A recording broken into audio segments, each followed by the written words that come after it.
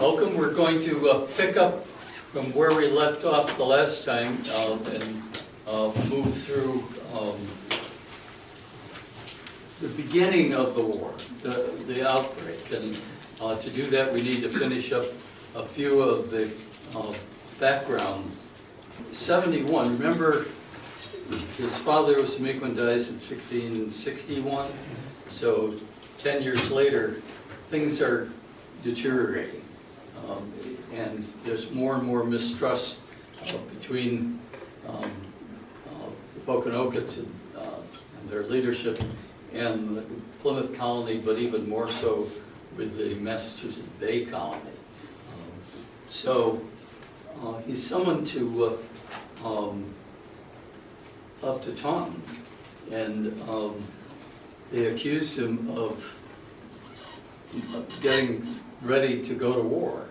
In fact, for the next 4 years, they were making accusations that he's going to go to war. In fact, he promised at that time and signed a new treaty that he would not do that. And he then visited Boston in August and did the same thing. He guaranteed that. But all that says is that the English were thinking he's going to go to war, and he was thinking he's going to go to war. Was he thinking that he's going to go to war? You better believe it. Right. So that trial, if you will, in Taunton and in Boston exposed the conspiracy, and he really couldn't wait any longer. He spent the rest of the spring afoot or in canoe or astride his black horse, hurrying and traveling among the tribes as far west as the Connecticut River, and then cajoling them. Remember, he's not in a position to direct anybody, unlike when we have a president who can do whatever he wants, right? He couldn't do that. He had to win people over to the idea that the English had taken over all of their territory, and they weren't going to leave, and in fact they were increasing in numbers while the indigenous populations were decreasing in numbers. So if you think about it, what was the alternative? If they just did nothing with disease and colonization, it wouldn't be long before there were no native tribes here. So Narragansett promised him 4,000, and the Nipmucks also wanted to join in. They were the Poconokeets and the Nipmucks. Remember, the Nipmucks were in the Worcester area, north and south, into Connecticut a little bit. They were very friendly with the Poconokeets, and in fact, when Osamequin died, he was in West Brookfield with the Nipmucks. He married into the Nipmuc tribe there. So getting the Nipmucks' help was not unusual. So we talked a little bit last time about the death of Sassamon. Remember, Sassamon, he was Nipmuc, and he had been educated, if you will, by John Eliot. Remember, Eliot was the one who wanted to start all these praying villages to Christianize the tribes, and in fact had set up 14 villages, many of which were right in the central Massachusetts area. And Sassamon was one of them. In fact, Sassamon made efforts to convert Philip. Was he interested in that? No. No, not at all. Never was. Okay. So he's discovered under the ice, a picture of that here, in Assawamet Pond, with bruises on his body, and the investigation led to the belief that he had been killed while fishing during the winter. This was in January, and his body was thrown under the ice to make it look like it was an accident. Sassamon warned Plymouth colony that Plymouth planned to attack. This was yet another warning. Now this is in January of '75. We're getting pretty close to things happening. So you would think the English would take it more seriously. But because they had dismissed so many other warnings, they ignored this one, to their peril. It made sense then that Philip or his people would want to murder him because he had betrayed them. Yeah. In reading the book and looking at that, I'm a little surprised that the Native Americans tried to work within the English court system of the colonies. You would think they wouldn't trust them. Well, they didn't, and they didn't want to work for No, the court but why, system. I mean, They didn't have a I'm choice. surprised they even considered doing that, you know, They really had no choice. really? Yeah, and all the land deeds and everything were controlled by the courts. Any disputes were controlled by the English courts.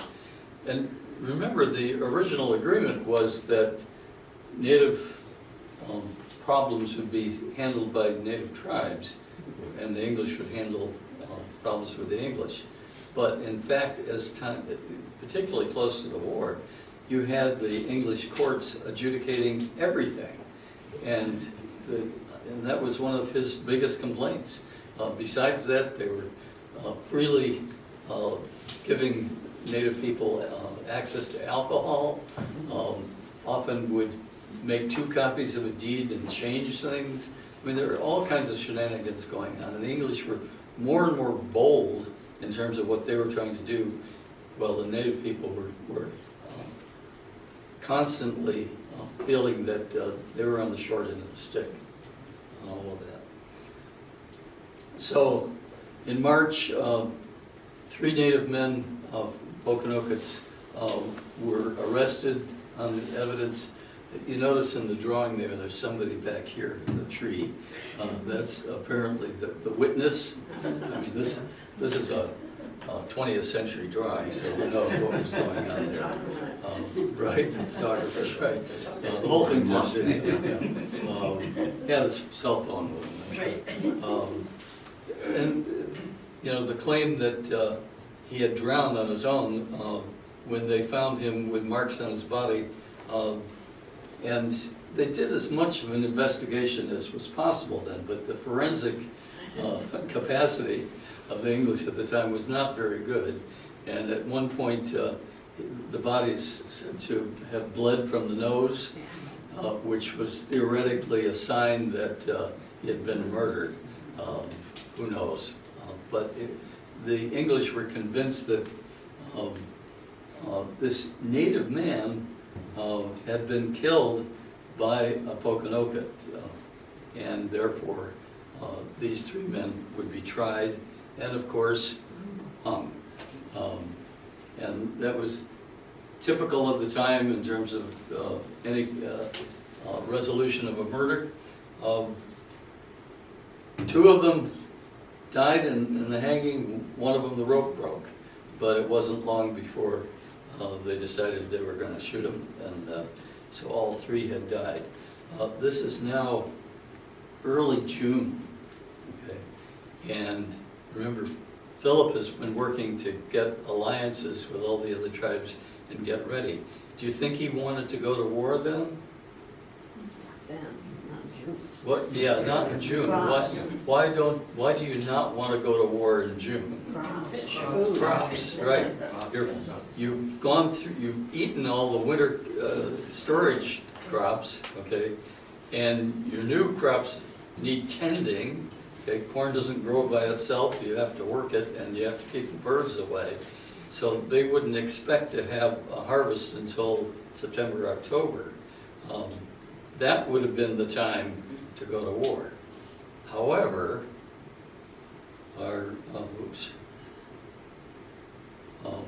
the native warriors had a different idea. So on June 19th, Governor Winslow, this is Josiah Winslow, who's Ed Winslow's son, who becomes governor of Plymouth Colony in '63.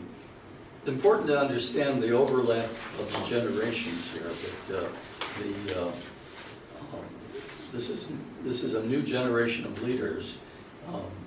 Usamiquan is dead, but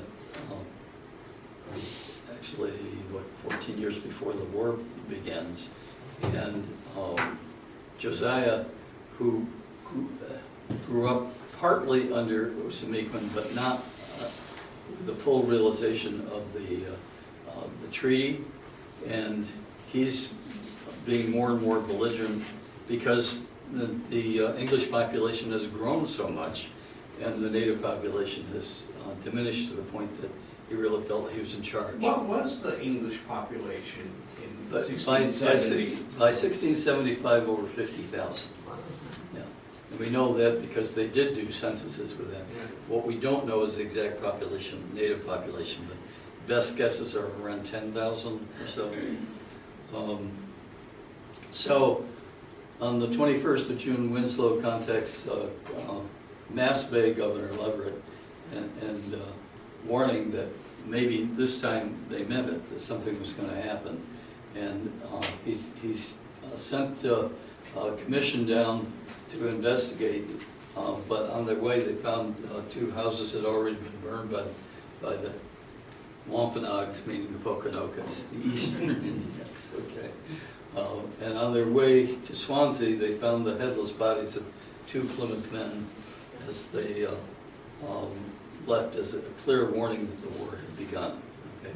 So you're going to get a lot of this headless kind of stuff going on, but that was a common practice among the English. You know, it wasn't all that unusual for them.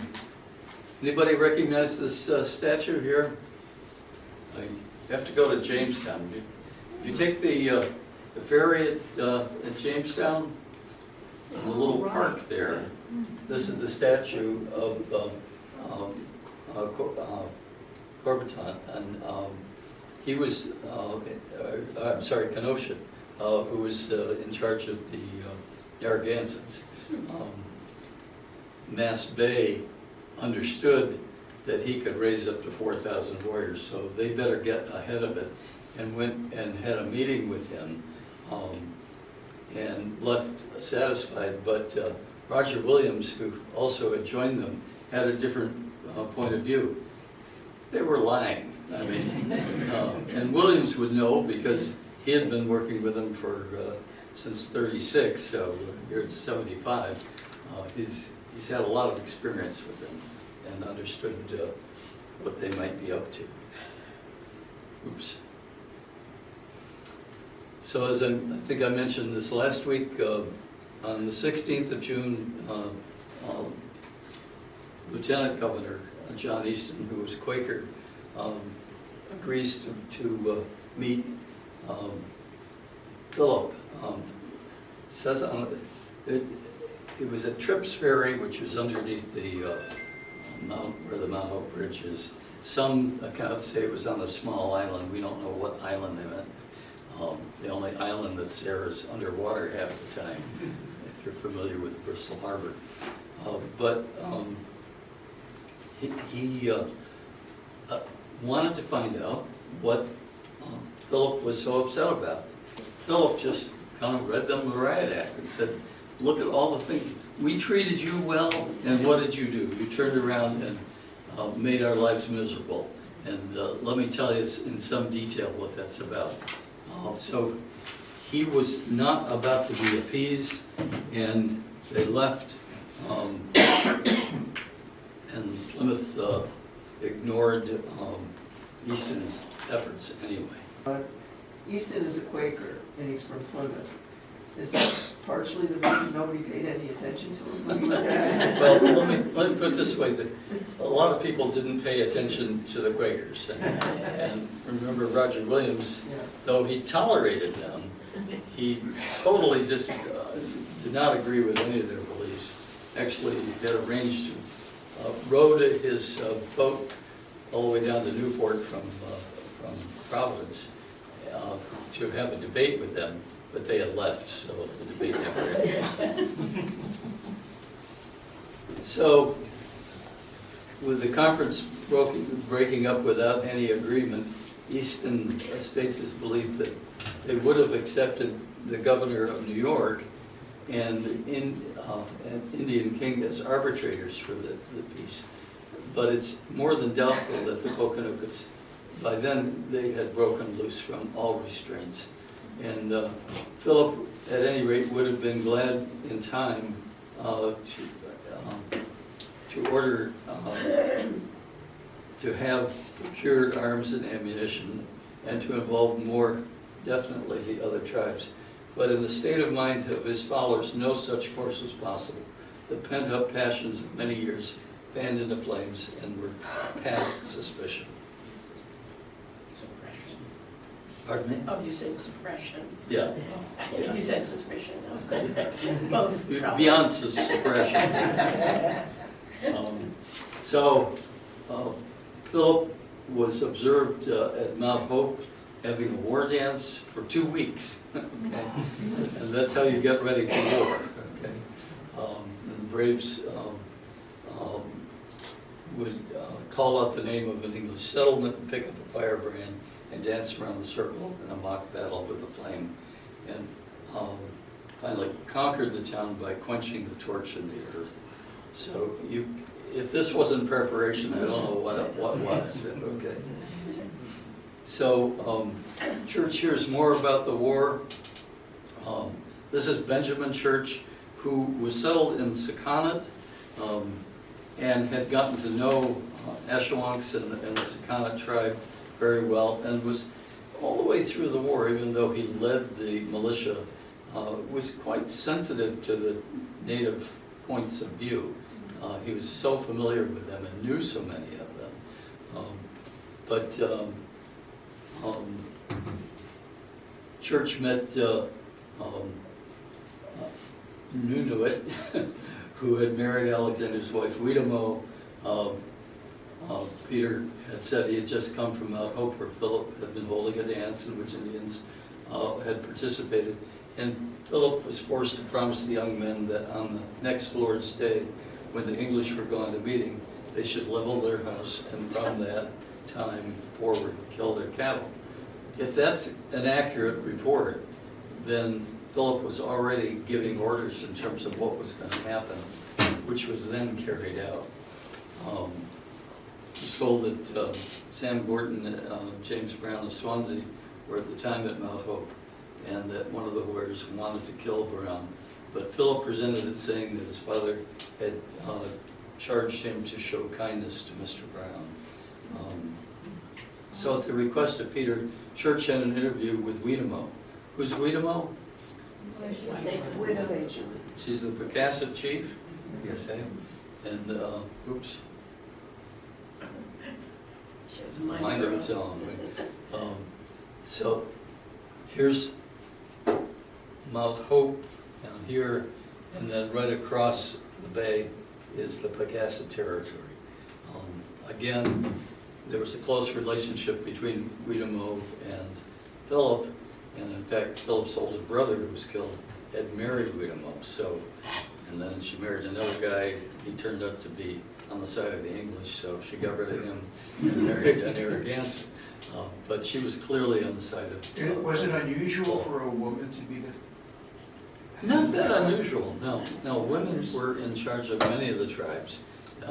And the problem was the English didn't accept that. They wouldn't even talk with her. She had to send a man in her place because even though they had had queens in England, Mary, they didn't acknowledge the idea that a tribe, that leadership could come from a woman. Oops. So, as I mentioned, she married to Wamsota, Philip's older brother, who was killed or poisoned, we believe, married, and I'm not going to try to pronounce that name, left him when he sided with the colonists at the beginning of the war, and married Quinnipian, a Narragansett. In 1675, her husband urged her to join the English, but she decided to join with Metacom. But at the beginning of the war, Benjamin Church had sought to attack the Pecassets at Alney's peas fields. Anybody here from Tiverton? Yeah. Are you familiar with all these peas fields? Yeah, it's still there. Still there. Yeah, I don't know if it's a marker or anything there, I haven't seen one. right? If you go back to that slide before, is that when she dumped her husband? It says 1675, her husband urged her to join the English, but she decided to join with men. Was that the end of that marriage? Is that? Yeah, she got rid of him when he decided to join. Yeah, that's, Right, and then married Quinnipiac. yeah, so that, those two Right. paragraphs And are that's- together. You have to understand, marriage was often a way of changing leadership. That's pretty much how things went at that time.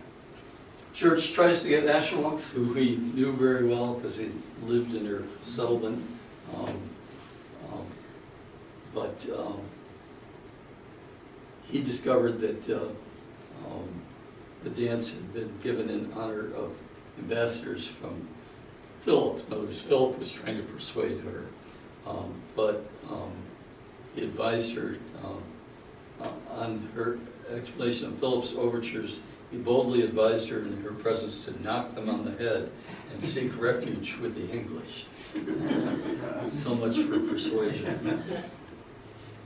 Plymouth colony was already taking some precautions, and I don't really understand what they were talking about in terms of providing boats for the patrol of the northern shore. I'm not sure what northern shore they're talking about. North of Plymouth? There wasn't really a northern shore, if you think about it. But in any case, they got these boats in preparation. What do you do with a boat? What would they be there for? Escape. Escape, right. If there's an attack, you go to the shore, get on a boat, and head up to Boston, perhaps, or down to Quinnipiac Well, in contempt- for a short trip. So the war is about to break out. I think I mentioned last time that this is a map of Warren. And if you're familiar with Warren, there's the Kickamuit River on one side. It's now thankfully open, the dams are down. And what we call the Providence River on the other side is really the Somes River. But there's a neck here, and that's the shortest distance from one river to the other. Virginia Baker hand drew this map in 1906 or so, and I ran across it. I'd never seen that before, but she puts these X's here that go down to Baker Street, to the water, to show that there was a division between the Pokanoket land to the south. So everything south of Child Street and Warren, all the way down to Bristol Peninsula, was off limits to the English. But the English were establishing farms, and the closest farm was Joe Winslow's farm, just on the east side of the Kickamuit River. So it all makes sense that the first attack would have been just over that line. What was the problem with this fence line and the cattle? Yeah, the cattle were getting over the fence and doing what? Eating the corn. Eating the corn crops.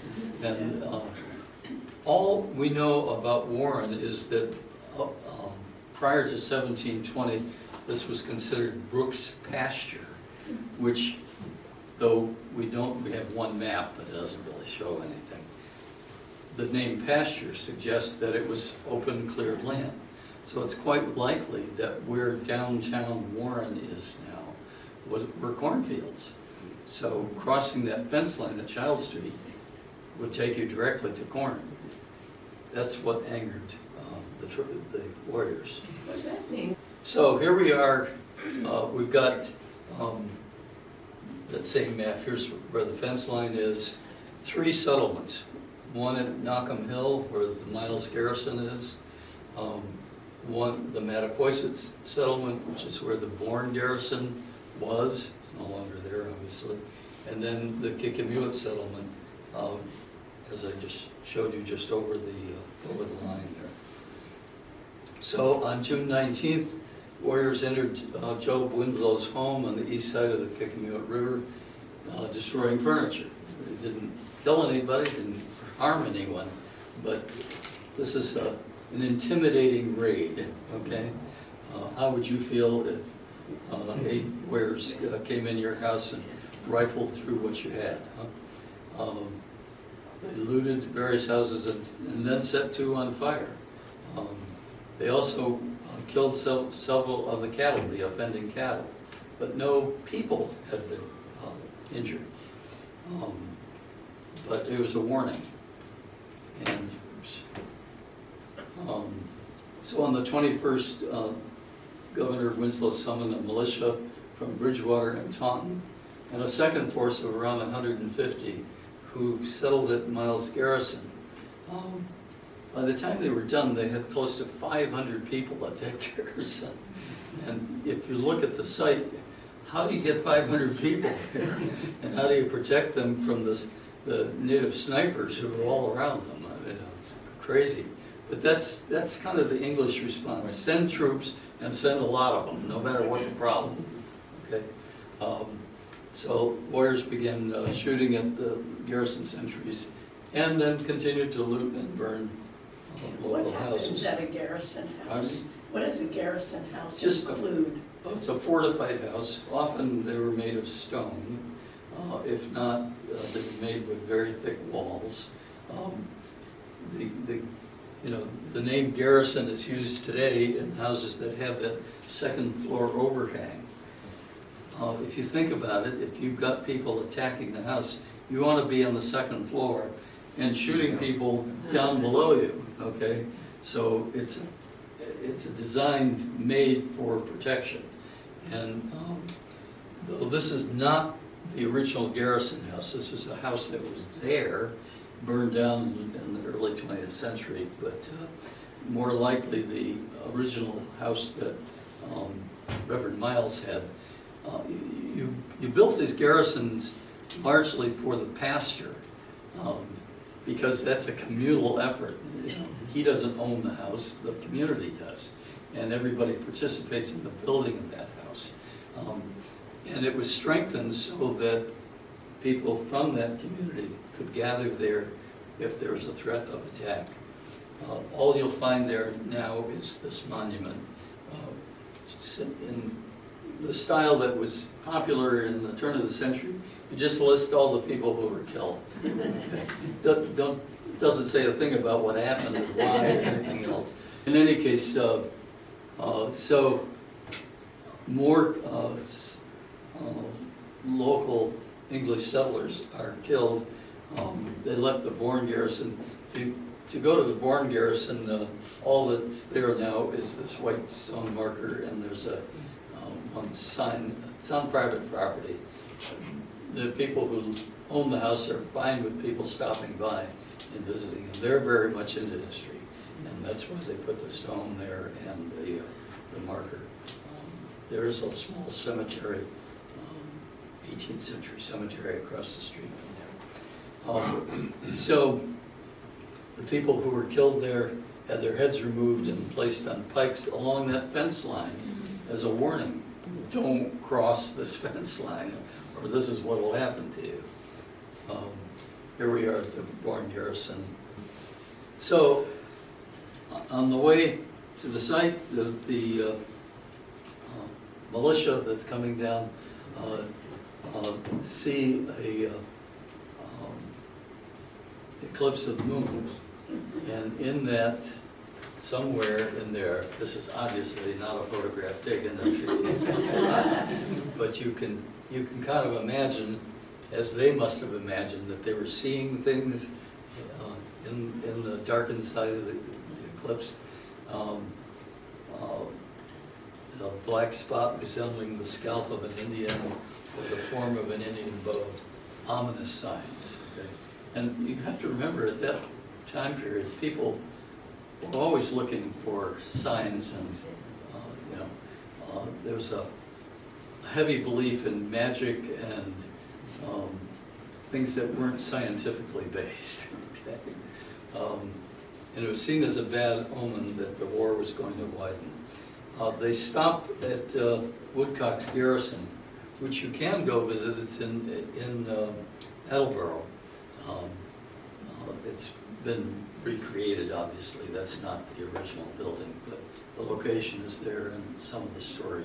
That's where the troops stopped on the way down to the Garrison House, Miles Garrison. Philip had friends. He had obviously been living with the English for all of his life and gotten to know many of them, and they did a lot of trading and were on friendly terms, local people. And in particular, Hugh Cole was a farmer who had set up a house on what's now the Cole River in Swansea, and was warned by Philip that attack was about to take place. So Philip suggested that he leave with his family, and as he's rowing down Mount Hope Bay there toward Portsmouth, he's watching his house burn to the ground. I think, gee, that's so familiar with Los Angeles, you know, and to see your house burning. So he extended protection to their two small children because their father sometimes showed me kindness. I mean, David, where is this marker in Swansea? this is in Warren. If you go to the Kickamuit Middle School, okay, you go to the back parking lot and then walk across the athletic field toward the Kickamuit River. The bike path will come in there, you walk up onto the bike path, and as you head toward what we commonly refer to as the broken bridge, the stone bridge that got wiped out in the '38 hurricane, is now being reconstructed. Unfortunately, if you go before they finish the reconstruction, the signage that was there is not, but you can still see the marker. In fact, this marker, the bronze marker, had been removed, I don't know when, so about 10 years ago. I met with some of the Cole family members and some of the local historical people. And what we did, because there was a photograph of the original marker, we made a new marker, not out of brass, but out of plastic, okay, and attached it to the rock. Well, of course, within a few weeks, somebody had pried it off, realized that it wasn't any value in the metal, threw it into Crab Pond, but it floated. So we were able to pull the sign out and reattach it with much stronger glue. It's stayed there since then. The well itself is now covered up with a wooden platform there, but originally there wasn't much of anything to see, but we do know that was the well at Cole's second farm. After the war, he came back and settled on the Kickamuit rather than Cole's River. So that whole history is there. Another marker from that time period is in East Providence, along Pawtucket Avenue. And what you will find there's a little golf course, was it Spring Valley Golf Course there? It's a horrible place to get to because the traffic on Pawtucket Avenue is awful. People drive by at 65 miles an hour there. So you have to park on the side street across from it, take your life into your own hands and cross, or you can park in the golf course and walk up the sidewalk. That's probably the safest way there. But all you're going to find is this stone marker that shows on one side says Rehoboth and on the other side Solms. That was the location where John Brown in 1645 bought property from Alexander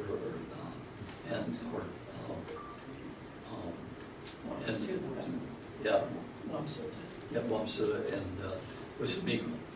So that was one of the first deeds in that area. And that distinguished them from Rehoboth, which had been purchased by Plymouth in 1642, and that's where the Ring of the Green was set up around the Newman Church. If you haven't had a chance to go to the Newman Church, it's one of the few places where you can find a cemetery that has graves from this time period. It's one from You mean the one at the 1658. intersection? The intersection of Newman Avenue and Pawtucket Avenue. Pawtucket Avenue, yeah. I've been by that place a million times, never stopped. Yeah, well, there's a nice parking lot just across from the church. I've got a marker there that tells the whole story, and anytime you want, you could walk into the cemetery, and you can look for the 1658 grave marker for William Carpenter. I think that's the oldest marked grave in Rhode Island. I can't find another one before that. So let's get them at the start, the outbreak at the garrison. Now we have 350 troops, and on June 28th, they attempt to cross the bridge. This is what's always been called the Bungtown Bridge. Bungtown was the area where they built ships in Barneyville, and they would build ships there because they could float logs down the Palmer River and build at least the hull of a ship, and at high tide, with no bridges that we have now in Warren and Barrington, they were able to float the ship down to Warren where it would be outfitted. So they would put the mast and other things on the ship, and then down to Bristol where it would be ready for what? What are you gonna do with the ship and The mast on.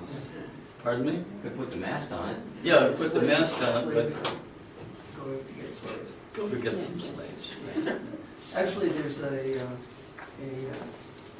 brickworks in Yep. some of the Barrington Land Conservation Trust land on a little brook that runs down. Right, into in this area. Johanna's farm there. Johanna's Farm, that's, It's which closed to the public, but when they take tours, you can walk over there. Yeah. And the bricks are still in the Oh, street. yeah, and the Yeah. thought was those were used for ballast for these boats. Right. If you go to visit there, it's worth a stop. You'll see the marker there. You'll see the, across the street is the Barneyville shipyard marker there. That occurred 100 years after the Miles Garrison. And you'll see the new bridge that's there. There used to be an older bridge that was taken down about 10 years ago. This is not any of those bridges. This is the best picture I could find of a wooden bridge. But you had the troops leaving the garrison and being fired upon by the indigenous warriors there. Getting across the river at very low tide, it was possible to wade across there. The tides are quite extreme there. But go there sometime when you have an hour and look around and see what's going on. Or better yet, take a canoe or kayak there. Yep. Right. So immediately upon arrival, a dozen troopers, impatient, sallied over the bridge to explore the country behind. Okay, they were, by the way, they were coming down from the north, which is why they had to cross the bridge going east to go down the peninsula.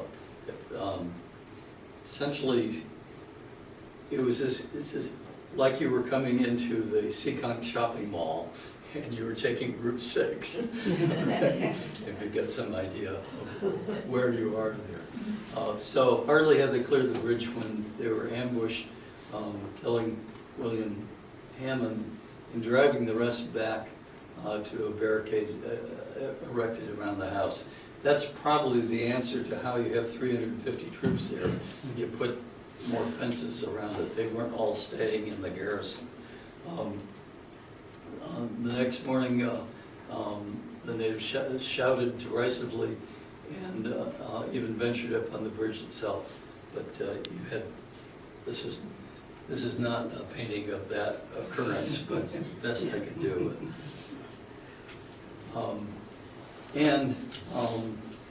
The forces assembled at Swansea now numbered over 500 men, so they kept bringing more and more troops in. And at noon on the following day, They left a small guard at the garrison with a little army with Major Cudgeworth in command, crossed over the bridge and throwing out horsemen on the flanks to prevent an ambush, pushed toward Mount Hope. If you go to some of the descriptions of what took place there, it's quite a scene. Somebody should make a movie. I mean, it's really very dramatic kinds of stuff that was taking place there. And on the way down, remember they're heading down Metacom or Route 136, okay?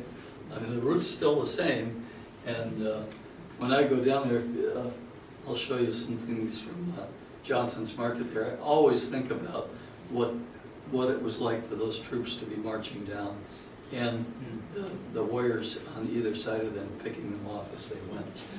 But the English also found wigwams full of corn, smoking ruins of houses, and Bibles torn in pieces. And then just at the fence line, heads on pikes. So clearly there was an effort to warn the troops, don't go any farther here.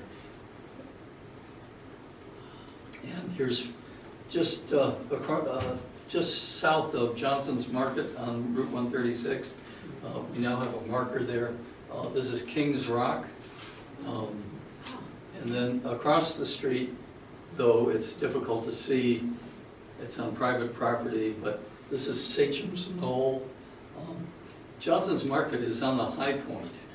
It goes down everywhere around there. And Sachem's Knoll across the street was likely either a ceremonial gathering place. Some descriptions even say Wamsutta had a settlement there. But it was, remember I've said that any high point or large rock outcroppings usually had some significance to the tribes. And somebody placed a perched rock or balanced rock on top of that granite.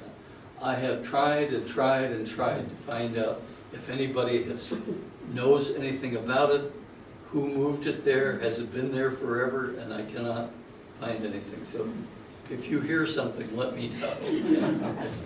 All I say to illustrate that is, number one, people put that up there. There's a stone underneath it to keep it from rolling. It's the geologists I've taken there said, oh, that's a glacial erratic. And I said, yeah, but the glaciers don't stop and put something underneath the boulder there. I know that this was carried from some distance away, but it's also small enough that 10, 20 men could roll it up the hill and put it on there. So it's, and there are other places, like in Tiverton, that have balanced rocks. We know that that's what they did then, okay? So if it had ceremonial significance, it's on the route, okay, down to Metacom's land there. Okay, I think we're gonna take a break in a minute or two, but we'll pick up at the Pocasset Swamp at Weedamo Woods.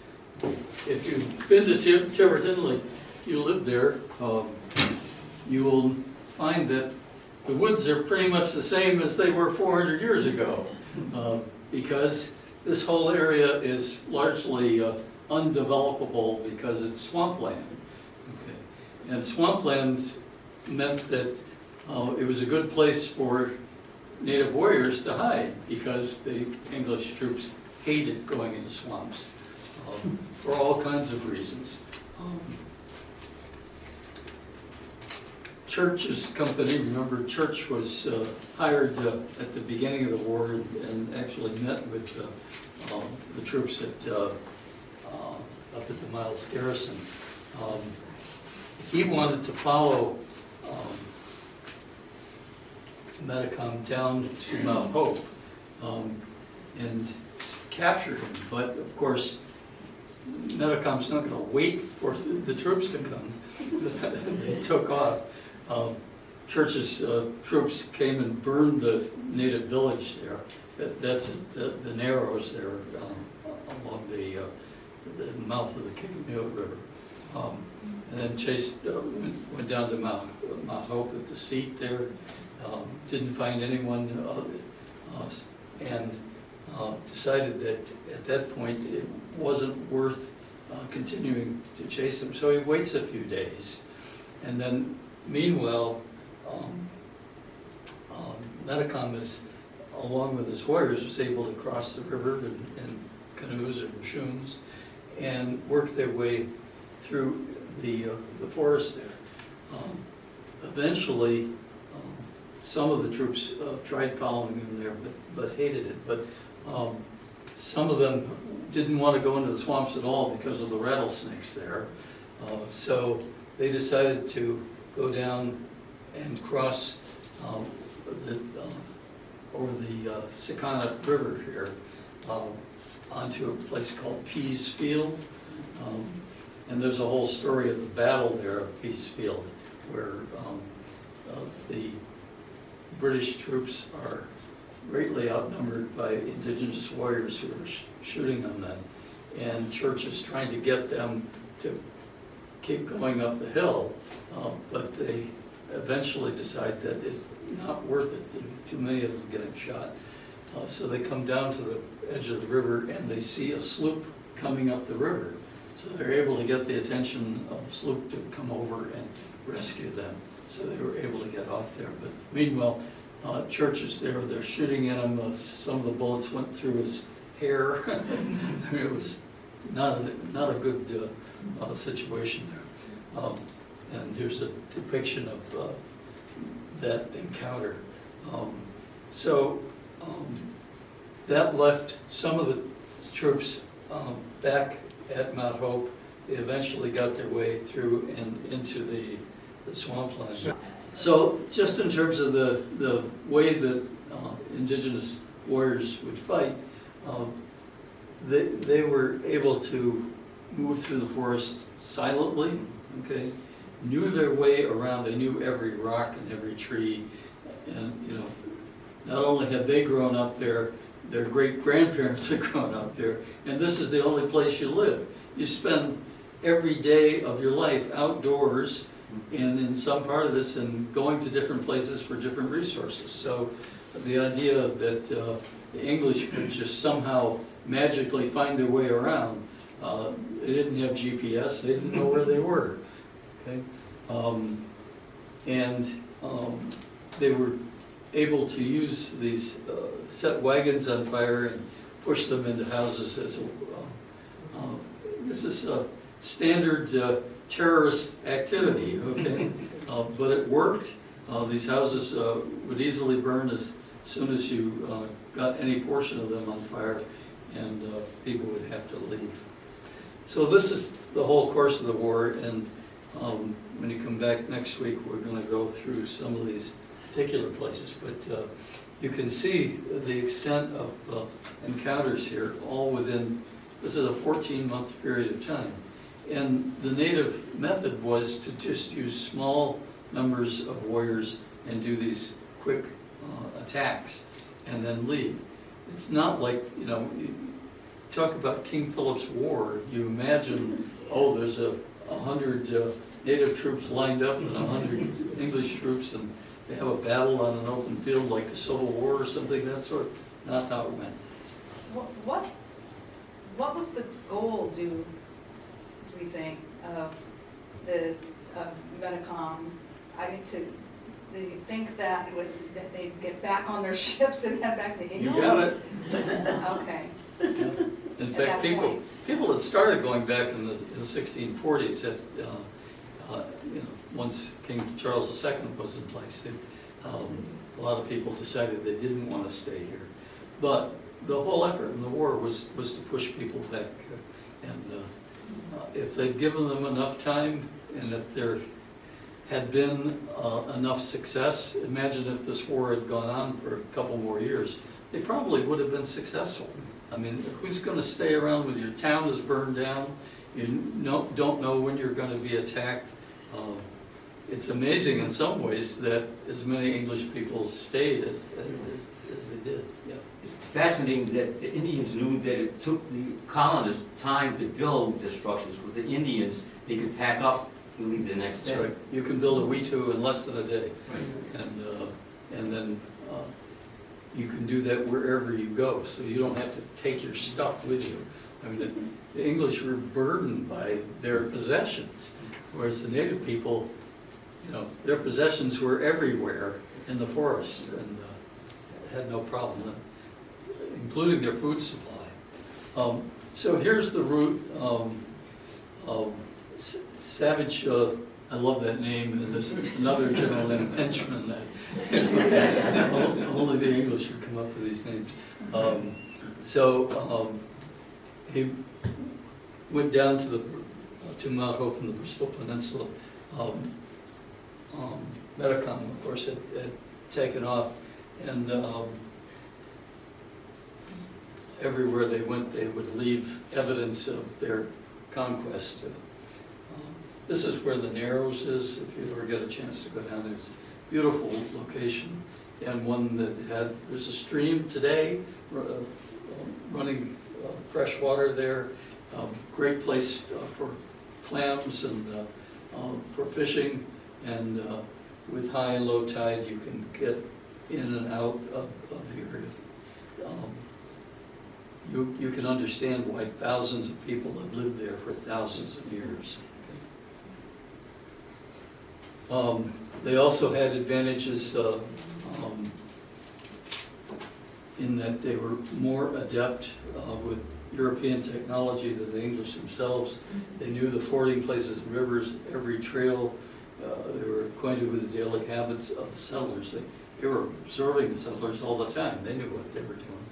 And they were able to turn every cover and position to advantage, to strike quickly, lie patiently in ambushes, and draw off rapidly on the failure of an attack. But meanwhile, the heavily armed English settlers were unaccustomed to forest warfare, could not compete in a broken and wooded country of long distances that was sparsely settled and traveled only by rough trails.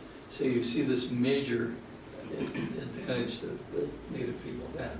And again, had they not run out of food and ammunition, okay, they may very well have succeeded. On the other hand, the English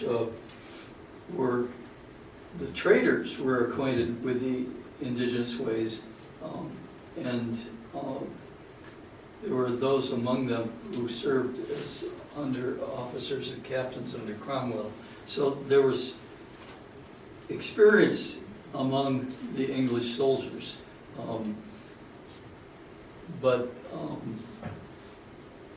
and they were well supplied in that regard, but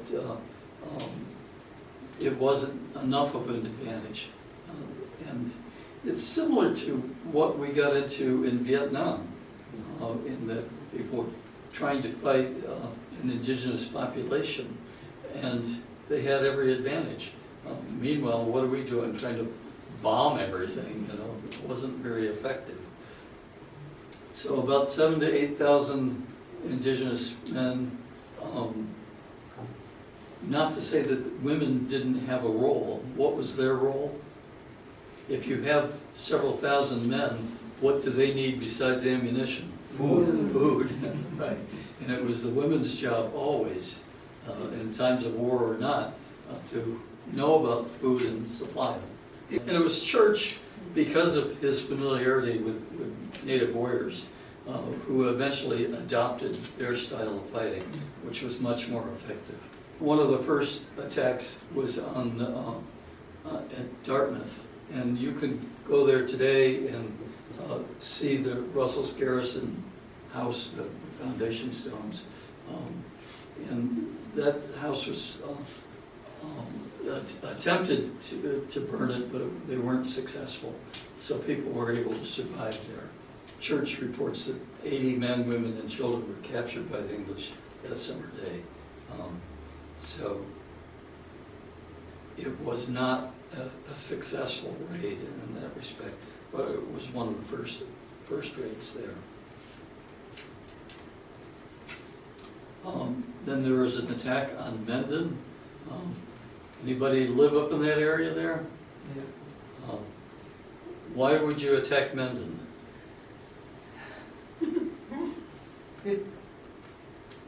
It was part of the, wasn't it part of the Circle of Praying? Yes, in it town? was a praying town. Yeah. So, and we're well aware of the fact that praying towns were not seen favorably, so that was one of the first efforts. They were going for what they wanted to stop, and they saw praying towns as nothing but really attempts at ridding the whole area of native culture. So were they attacking colonists at that point or other Native American gatherings of both? Well, in each of the praying towns, the native people gathered there during the war. They thought for protection, but what happened to the native people by December of that year?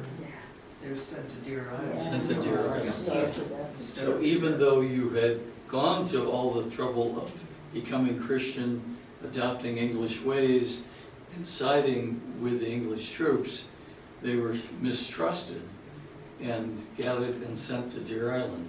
Which Deer Island is that? There's so many of them. Boyd House Boston. and Boston Harbor, Oh, Yeah. okay. And if you go there today, what are you gonna find? sewage treatment plant.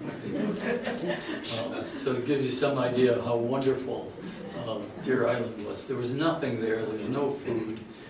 This is in December, people froze to death, starved to death. I mean, it was worse than Guantanamo or some prison camp in that regard. And again, when the native people saw that, they thought, you know, who are these English people who treat people this way? You know, maybe we'll stop here and pick up with Brookfield next week.